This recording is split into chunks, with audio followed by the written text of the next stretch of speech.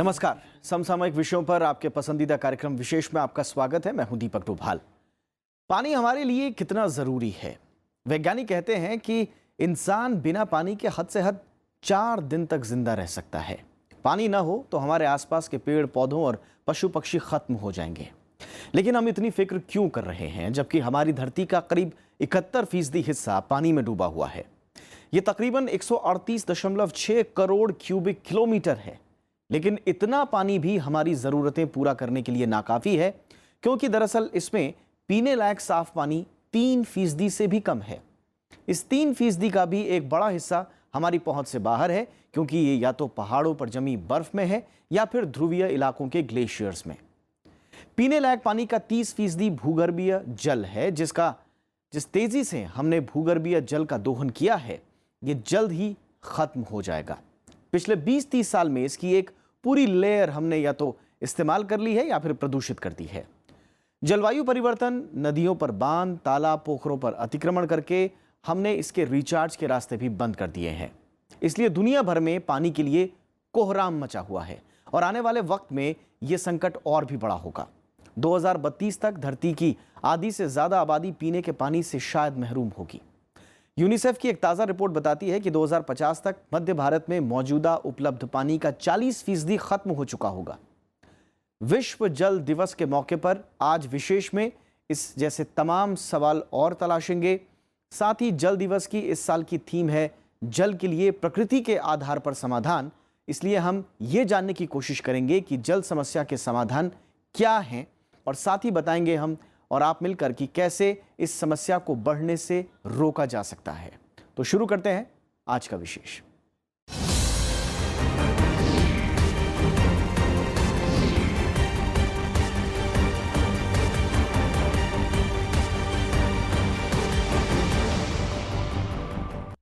तो 22 मार्च यानी विश्व जल दिवस।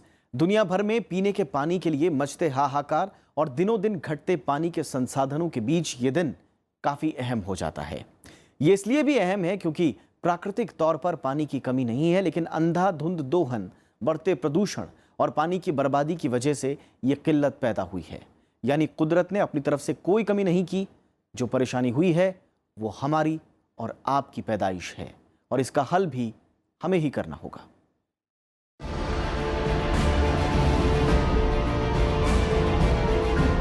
आईटी और औद्योगिक गतिविधियों के लिए दुनिया भर में अपनी पहचान बना चुका दक्षिण भारत का शहर बेंगलुरु। यहाँ तेजी से जल स्तर घट रहा है। हालात इतने खराब हैं कि जल्द ही शहर में डे जीरो लागू किया जा सकता है, यानी शहर में सभी वाटर टैप में सप्लाई बंद करके पानी बचाने की कोशिश। जानकारों का कहना है कि बेंगलुरु में यह समस्या यहाँ के बाशिंदों ने पैदा की। शहर में भूगर्भीय जल का हद से ज्यादा दोहन किया गया। सरकारी अनुमानों के मुताबिक पिछले 30 वर्षों में शहर के अंदर कुओं और बोरवेल की तादाद 5000 से बढ़कर 4.5 लाख से ज्यादा हो गई है। तो जीरो डे का ये मतलब है कि वो दिन जिस दिन आप टैप खोलेंगे और आपके टैप से एक बूंद पानी भी नहीं निकलेगा। सिंपल है कि जिस तरह से हमने शहरीकरण किया है पिछले 30 सालों में, तो जो शहर के जो अपने पानी के स्रोत थे, जैसे बेंगलोर में तालाब हो गए, उनको भर के हमने वहाँ पे बिल्डिंगें बना दी और हम भूजल निकालना शुरू किए तो भूजल भी कम हो गया। तो जो शहर के अपने जो पानी के स्रोत हैं वो ख़त्म हो गए और हम दूसरे पानी के स्रोत पे हम भरोसा करने लग गए। जैसे कि बेंगलोर अब कावेरी का पानी वहाँ से आता है। हालात सिर्फ बेंगलुरु में खराब नहीं है। यहाँ से करीब 8000 किलोमीटर दूर दक्षिण अफ्रीकी शहर केप टाउन में भी पानी के लिए हाहाकार मचा हुआ है। बारिश न होने से ये इलाका सदी के सबसे भयंकर सूखे से जूझ रहा है। यहाँ पानी के लिए इमरजेंसी जैसे हालात हो गए हैं। इलाके के सभी 6 बड़े बांध तकरीबन सूख चुके हैं। इस बरस अप्रैल तक यहाँ पीने का पानी तकरीबन खत्म हो जाएगा।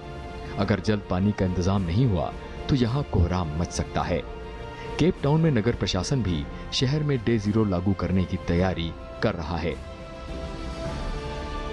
ये देखिए कि हम लोग ईस्टर्न यूपी में जिसको भरपूर पानी का इलाका माना जाता था, आज वो भी हमारे समाज और सरकारों के अनियोजित जो डेवलपमेंट है, जो हमारा पानी का दोहन है, उसके वजह से आज पूरा का पूरा इलाका बेपानी हुआ है। अभी तो बंगलौर है, कभी जो पूर्वांचल था जहाँ 10 फीट नीचे पानी था, आज वहाँ भी 100 फीट नीचे पानी है। बुंदेलखंड पूरे तौर पर पानी की कमी से जूझ रहा है। तो आप ये कह सकते हैं कि पूरे भारत में और उससे ऊपर पूरे दुनिया में पानी का जो संकट आने वाले दिनों में और पैदा होने वाला है। दुनिया के कई और बड़े शहरों में भी पीने का पानी तकरीबन खत्म होने वाला है। चीन की राजधानी बीजिंग, मेक्सिको सिटी, यमन की राजधानी सना, कीनिया की राजधानी नैरोबी, तुर्की में इस्तांबुल, ब्राजील में साओ पोलो, पाकिस्तान में कराची, अफगानिस्तान में काबुल और अर्जेंटीना में ब्यूनस आयर्स भी पीने के पानी की भारी किल्लत से जूझ रहे हैं। संयुक्त राष्ट्र के मुताबिक पानी की समस्या जलवायु परिवर्तन के अलावा इस सदी का सबसे बड़ा संकट है। दुनिया की 20% से ज्यादा आबादी पानी के संकट से जूझ रही है। सन 2050 तक दुनिया भर के शहरी इलाकों में पानी की मांग 80% तक बढ़ जाएगी। इस दौरान दुनिया के 36% शहरों में पीने का पानी खत्म हो जाएगा। इस दौरान यानी हम तेजी से एक बेहद खतरनाक समय की तरफ तेजी से बढ़ रहे हैं। हमने समय रहते जरूरी कदम नहीं उठाए तो पानी की वजह से लाखों लोगों को अपनी जानें गंवानी पड़ सकती हैं। लीना शर्मा के साथ जैगम मुर्तजा, राज्यसभा टीवी। भारत में पानी की कमी विकराल समस्या बन चुकी है। शहरीकरण और औद्योगिकीकरण के दबाव में भूजल का स्तर लगातार नीचे गिर रहा है और अगर वक्त रहते जल संसाधनों का प्रबंधन पर ध्यान नहीं दिया गया तो भारत के ज्यादातर बड़े शहर 2020 या उसके आसपास तक सूख भी सकते हैं।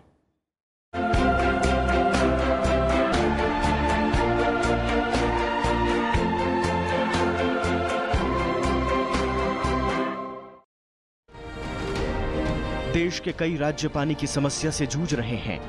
पानी के अंधाधुंध दोहन से जमीन के अंदर के पानी का स्तर लगातार नीचे जा रहा है। जलाशय सूख रहे हैं और नदियों में पानी का बहाव घट रहा है। केंद्रीय भूजल बोर्ड के मुताबिक साल दर साल घट रही बारिश से भूगर्भीय जल का स्तर काफी कम हो गया है। देश के 55% कुएं तकरीबन सूख चुके हैं। पिछले 10 सालों में भूगर्भीय जल का स्तर 54% तक कम हुआ है। हर साल बढ़ती गर्मी से आने वाले वर्षों में सूखे की समस्या और गंभीर होने की आशंका है।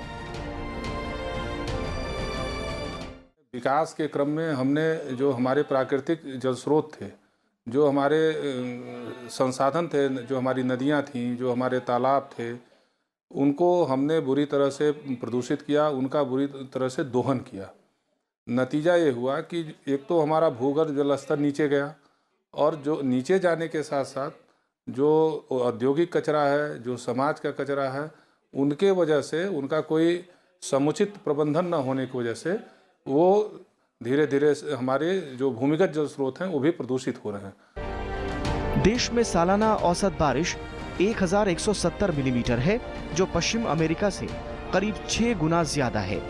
इसके बावजूद शहरी इलाकों में करीब 9 करोड़ 70 लाख लोगों को पीने का साफ पानी मयस्सर नहीं होता। ग्रामीण इलाकों में 70% लोग प्रदूषित पानी पीने को मजबूर हैं। 33 करोड़ लोग ऐसी जगह रहने को मजबूर हैं जहां हर साल भयंकर सूखा पड़ता है। एक तो सबसे बड़ा समस्या ये है कि हम पानी का संचय नहीं करते। हमारे जो नदियां हैं उसको हमने प्रदूषित किया हुआ है। जितने भी शहरों से गंदा पानी निकलता है, नाले हैं, वो नदियों में जाते हैं। चाहे आप यमुना को देख लें या गंगा को देख लें या कोई भी नदी को देख लें, प्रदूषण काफ़ी अधिक है। और दूसरी तरफ हमने भूजल को कम भी किया है और प्रदूषित भी किया है। तो इसके कारण जब कभी लोग पहले ज़माने में भूजल का पानी बिना ट्रीटमेंट किए पी सकते थे, अब आप उसको पी नहीं सकते। हालांकि देश में कई नदियां हैं, लेकिन उपलब्ध पानी की क्वालिटी बेहद खराब है। कई जगह नदियों का पानी पीना तो दूर, नहाने लायक भी नहीं बचा है। बढ़ती जनसंख्या की वजह से पानी की मांग भी बढ़ रही है। फिलहाल कुल खपत का 85% पानी खेती, 10% उद्योगों और 5% पानी घरों में इस्तेमाल होता है। विश्व बैंक के मुताबिक भारत में 2030 तक पानी की मांग कुल आपूर्ति से दोगुनी होगी। 1994 में देश में मीठे जल की मौजूदगी प्रति व्यक्ति 6000 घन मीटर थी। सन 2000 में ये प्रति व्यक्ति 2300 घन मीटर रह गई। 2025 तक इसकी उपलब्धता घटकर प्रति व्यक्ति मात्र 1600 घन मीटर रहने की आशंका है। बोतल बंद पानी अब एक तरह से फैशन हो गया है, पीना जरूरी है। तो ये सारा कुछ इंडिकेट करता है कि किस तरह से हमने अपने जल का शोषण किया है। एक टर्मिनोलॉजी आज के दिन में यूज होता है हाइड्रोसाइड, इसका मतलब कि किस तरह से हमने अपनी नदियों का कत्ल किया है। ये तो पानी का दोहन, पानी के प्रदूषण के कारण, पानी की कमी के कारण पेयजल पे सारा संकट है आज हमारे पास। तमाम महानगरों में पानी की समस्या आम है। प्रति व्यक्ति पानी की खपत के लिहाज से दिल्ली दुनिया में पहले स्थान पर है। यहाँ पानी की प्रति व्यक्ति खपत 272 लीटर है। इसकी बड़ी वजह पानी की बर्बादी और औद्योगिक खपत है। एक अनुमान के मुताबिक दिल्ली में पानी की बोतल के 10,000 से ज्यादा अनाधिकृत कारखाने हैं। दिल्ली एनसीआर में 64 कारखानों के पास पानी की पैकेजिंग का लाइसेंस है। यहाँ पेप्सी और कोक जैसी बहुराष्ट्रीय कंपनियों के बॉटलिंग प्लांट भी हैं, जिनमें रोजाना कई लाख गैलन पानी की खपत होती है। हम छोटे छोटे कार्यों के लिए पानी का इतना बड़ा दोहन करते हैं, अपने घरेलू इस्तेमाल से लेकर के सरकारी इस्तेमाल और जो कल कारखाने हमारे चल रहे हैं। हमने प्राकृतिक जल स्रोतों का दोहन तो किया, लेकिन उसका जो उचित प्रबंधन होना चाहिए कि कम खर्चे में हम ज़्यादा उसका आउटपुट ले सकें, ऐसा हो नहीं पा रहा। इसलिए हमारे सामने संकट उत्पन्न हो रहा है। देश में कोई ठोस जल संरक्षण नीति नहीं है। शहरों में वितरण नेटवर्क में गड़बड़ी की वजह से रोजाना लाखों गैलन पानी बेकार हो जाता है। देश भर में बारिश का 65% पानी बहकर समुद्र में चला जाता है। रोजाना 4 लाख लीटर पानी गंदे नालों में छोड़ा जाता है, लेकिन इसमें से महज 20% ही दोबारा इस्तेमाल हो पाता है। अगर देश भर में होने वाली कुल बारिश का महज 5% पानी भी संरक्षित कर लिया जाए तो 100 करोड़ से ज्यादा लोगों की साल भर की जरूरत पूरी हो सकती है। लीना शर्मा के साथ जैगम मुर्तजा, राज्यसभा टीवी। विश्व जल दिवस के मौके पर प्रधानमंत्री नरेंद्र मोदी ने भी जल शक्ति की अहमियत पर जोर दिया है। उन्होंने कहा कि पानी के संरक्षण से शहरों, गांवों और खासकर किसानों की सूरत बदल सकती है। लेकिन बात सिर्फ भारत की नहीं है। संयुक्त राष्ट्र ने हाल ही में विश्व जल विकास रिपोर्ट 2018 जारी की। रिपोर्ट के मुताबिक दुनिया की आधी आबादी ऐसे इलाकों में रहने को मजबूर है जहां पानी की भारी किल्लत है। इस रिपोर्ट में पानी बचाने के प्राकृतिक तौर तरीकों पर खास जोर दिया गया है। आइए देखते हैं क्या कहती है रिपोर्ट।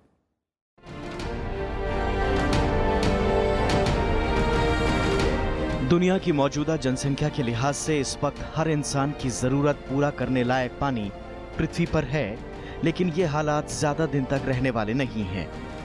बढ़ती जनसंख्या, औद्योगिकीकरण और प्रदूषण की वजह से आने वाले दिनों में स्थिति बेहद खराब हो सकती है। इस वक्त दुनिया का सिर्फ 0.5% पानी ही इंसानों के पीने के लिए उपलब्ध है। जाहिर है, समय रहते अगर कदम नहीं उठाए गए तो दुनिया का एक एक इंसान पानी को तरसता नजर आएगा। संयुक्त राष्ट्र ने हाल ही में the United Nations world water development report 2018 जारी की। इस रिपोर्ट में दुनिया भर में पानी की खराब होती स्थिति पर विस्तार से बात की गई है। रिपोर्ट में संयुक्त राष्ट्र ने कुछ गंभीर आंकड़ों का जिक्र किया है। रिपोर्ट के मुताबिक दुनिया भर में हर साल पानी की मांग 1% की दर से बढ़ रही है। अगले 2 दशकों में पानी की इस मांग में और इजाफा होने की संभावना है। पानी की मांग खेती से ज्यादा औद्योगिक और घरेलू जरूरतों के लिए ज्यादा तेजी से बढ़ेगी। संयुक्त राष्ट्र का मानना है कि पानी की मांग विकासशील और उभरती अर्थव्यवस्था वाले देशों में और तेजी से बढ़ेगी।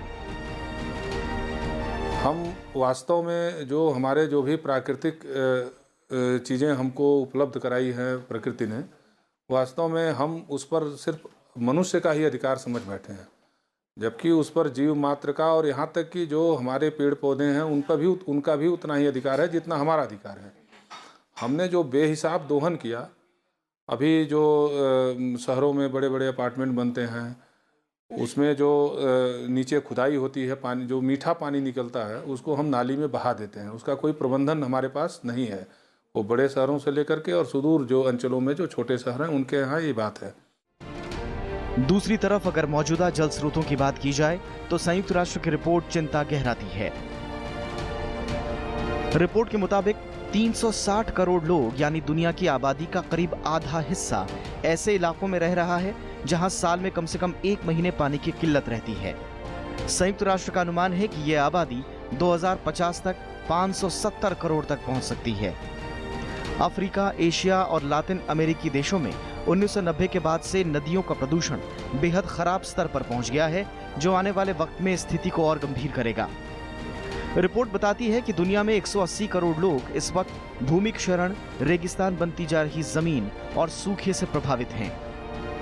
पानी कहीं नहीं जा रहा, पानी वहीं है, प्रदूषित है। और दूसरा चीज ये हो रहा है कि पानी अब क्लाइमेट चेंज के कारण, जलवायु परिवर्तन के कारण अब पानी पहले की तरह बारिश से नहीं आता।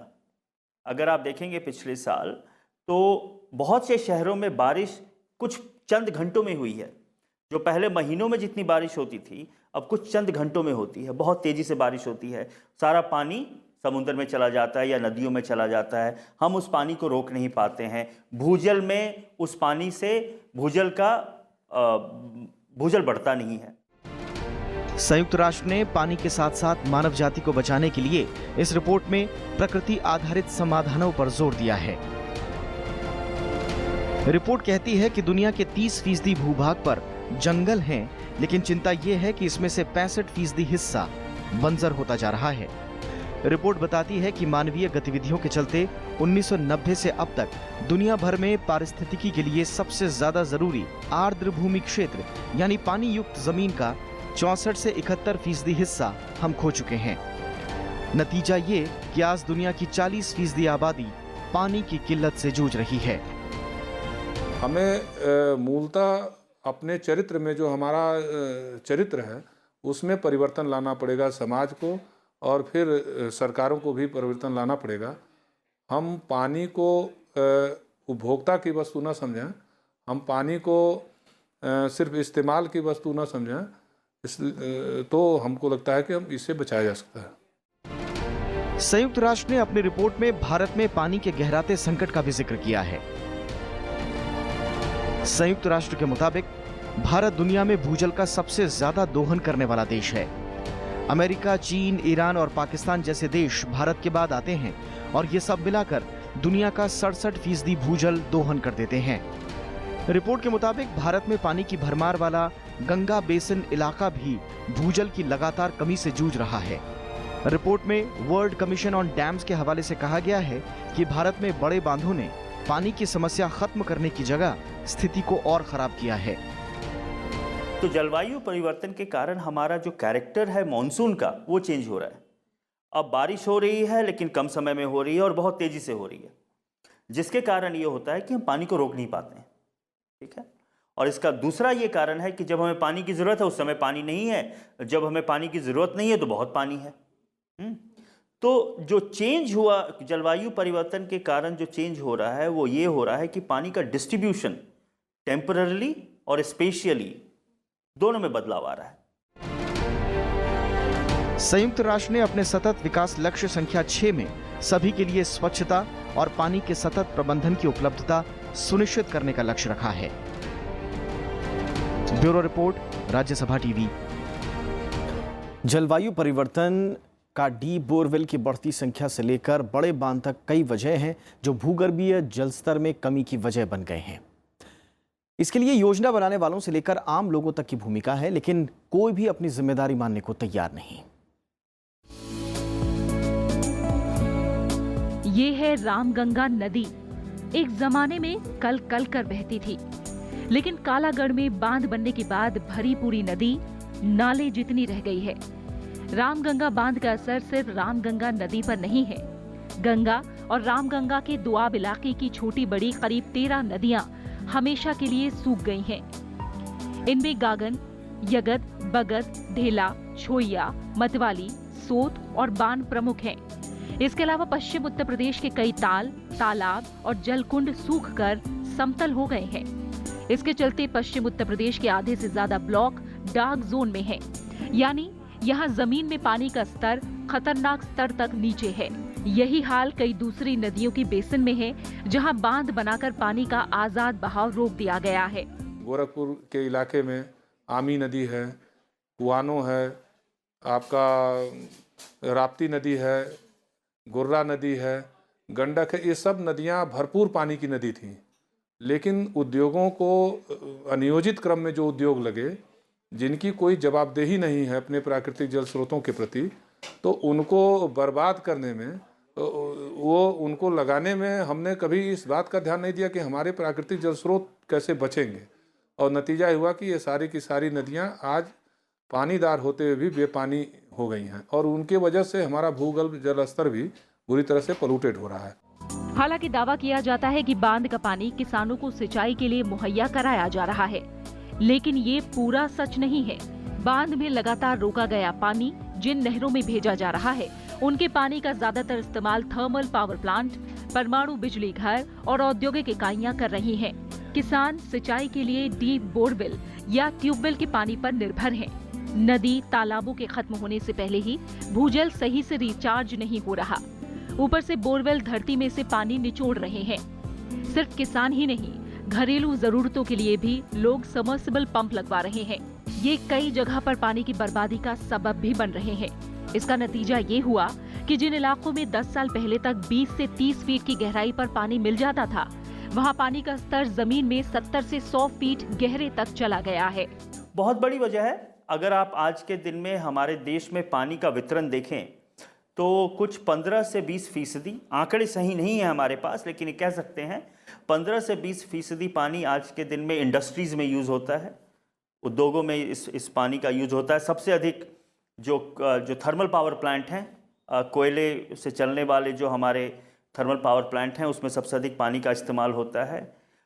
तो 20%, 15 से 20% इंडस्ट्रीज़ में है। एग्रीकल्चर में अभी भी कुछ 70% पानी है, और डोमेस्टिक यूज़ के लिए वही कोई 10 से 15% जो हम अपने घरों में यूज़ करते हैं। आम लोगों के अलावा औद्योगिक जरूरतों के लिए भी भूगर्भीय जल निकाला जा रहा है। अंधाधुंध जल दोहन के अलावा जलवायु परिवर्तन भी गिरते जल स्तर की एक वजह है। पिछले कुछ वर्षों में मानसून की बारिशें एक समान नहीं हुई हैं, यानी कुछ इलाकों में हद से ज्यादा पानी भले ही बरस गया है, लेकिन कई इलाके तकरीबन सूखे रह गए हैं। जो पानी बरसा वो संरक्षित नहीं किया जा सका, यानी जागरूकता की कमी ने मुसीबतों में इजाफा ही किया है। लगातार हो रही पेड़ों की कटान भी पानी के संकट को और बढ़ा रहे हैं। बढ़ती आबादी का बोझ भी भूगर्भीय जल पर बढ़ा है। न सिर्फ पानी की खपत बढ़ी है, बल्कि आबादियों की जद में आकर तालाब और झीलें खत्म हो रहे हैं। लोग लगातार तालाबों और नदियों की जमीन पर अतिक्रमण कर रहे हैं। समाज को ध्यान देना पड़ेगा और इस बात को तय करना पड़ेगा, इस बात को महसूस करना पड़ेगा कि जितना हमारे शरीर को, हमारे जीवन को चलाने के लिए रक्त की ज़रूरत है, उतना ही पानी की ज़रूरत है। जल रक्त एक समाना की बात को लेकर के आगे बढ़ना होगा, तभी हम आने वाले दिन में पानी को बचा पाएंगे। क्योंकि पानी के बारे में एक जनरल जो मानसिकता लोगों के दिमाग में है कि पानी तो खत्म ही नहीं होगी। संकट का अंदाजा इस बात से लगाया जा सकता है कि देश के कई इलाकों में भूजल का स्तर 1 मीटर प्रति वर्ष की दर से गिर रहा है। जल्द ही इसे रोकने के इंतजाम नहीं किए गए तो पानी का संकट और गहराएगा। धरती पर पीने का पानी तेजी से खत्म हो रहा है, और ये रफ्तार कायम रही तो पानी के लिए जिस विश्व युद्ध की भविष्यवाणी लोग करते रहे हैं, वो हमारी तरफ तेजी से बढ़ रहा है। जैगम मुर्तजा के साथ लीना शर्मा, राज्यसभा टीवी। सवाल ये उठता है कि हम पानी की कमी से आखिर मुकाबला कैसे करेंगे, कौन से कदम हम उठा सकते हैं। जाते जाते इसी रिपोर्ट के साथ आपको छोड़े जा रहे हैं, और आपको याद दिला दें, आप हमारा ये कार्यक्रम YouTube पर भी देखना ना भूलें। वहां पर आपकी प्रतिक्रियाओं का हमेशा इंतजार हमें रहता है। नमस्कार।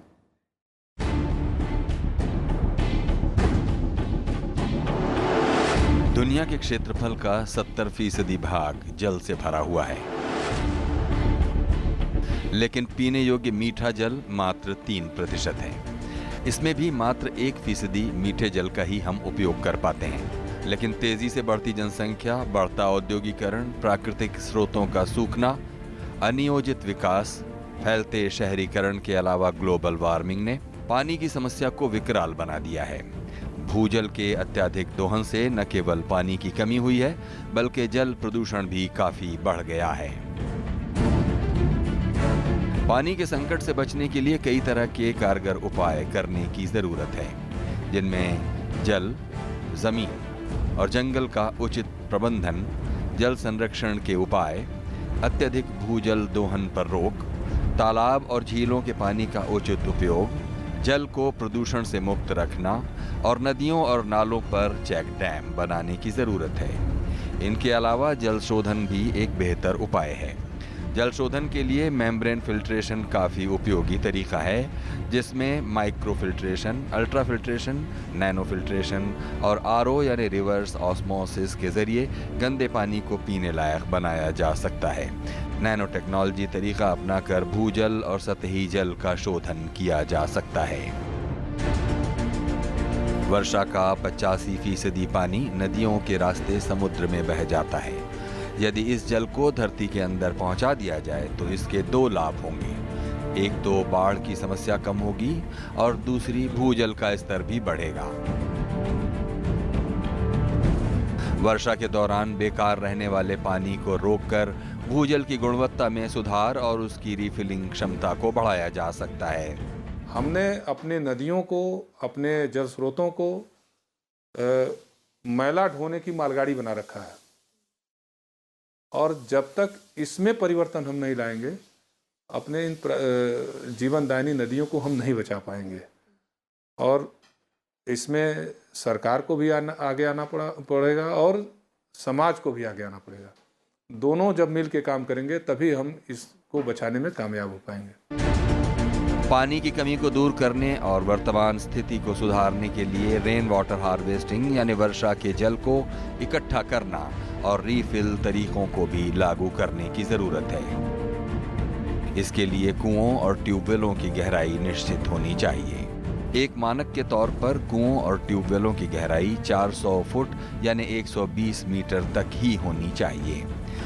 खेती किसानी में भी पानी की काफ़ी खपत होती है। सिंचाई के लिए ड्रिप और स्प्रिंकलर प्रणालियों को लोकप्रिय बनाने की कोशिश होनी चाहिए। पहाड़ी क्षेत्रों में कृत्रिम रिचार्ज तकनीक अपनाकर भूजल के स्तर को ठीक किया जा सकता है। कृत्रिम रिचार्ज के लिए ग्रामीण क्षेत्रों में ढलान, नदियों और नालों के माध्यम से बेकार हो रहे जल को बचाकर ग्राउंड लेवल वाटर का स्तर बढ़ाया जा सकता है। गली प्लग, परिरेखा यानी कॉन्टूर बांध, गेबियन संरचना, check dam, percolation, recharge shaft, कूप रिचार्ज यानी डगवेल रिचार्ज, भूजल बांध, नाला बांध आदि कृत्रिम रिचार्ज की तकनीकें अपनाकर मौजूदा पानी की कमी को दूर किया जा सकता है। साथ ही जल की मॉनिटरिंग, कुशल प्रबंधन और उन्नत तकनीकों का उपयोग कर पानी की कमी की समस्या से बचा जा सकता है। Bureau report, Rajya Sabha TV.